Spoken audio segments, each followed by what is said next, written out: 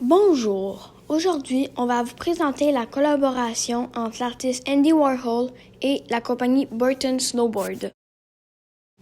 Premièrement, Andy Warhol est né le 6 août 1928 et il est décédé le 22 février 1987.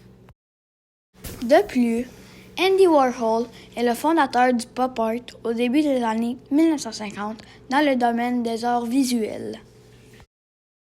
Le pop art est l'utilisation d'éléments visuels de la culture populaire produits en série.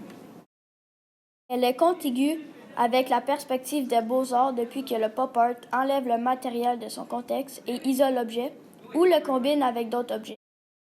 Sa fondation, la fondation Andy Warhol, a voulu lui rendre hommage en collaborant avec la marque d'équipements d'hiver Burton. Avant leur collaboration, les planches à neige qui ont été les plus populaires sont la Burton Custom en 2010 et la Burton Process en 2011.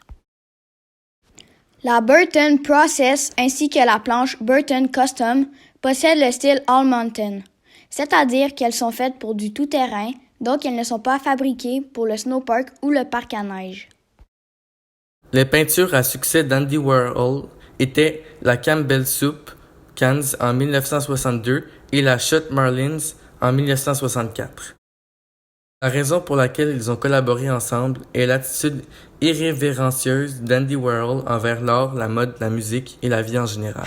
C'est ce qu'incarne la compagnie Burton et ses planches à neige.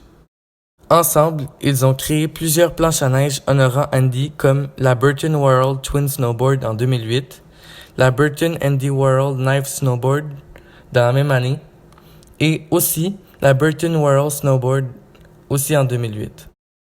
Finalement, nous considérons que leur collaboration a reflété le style d'Andy et ils lui ont rendu hommage à la hauteur du personnage. En conclusion, la compagnie Burton a su faire connaître les œuvres de cet artiste à un plus large public.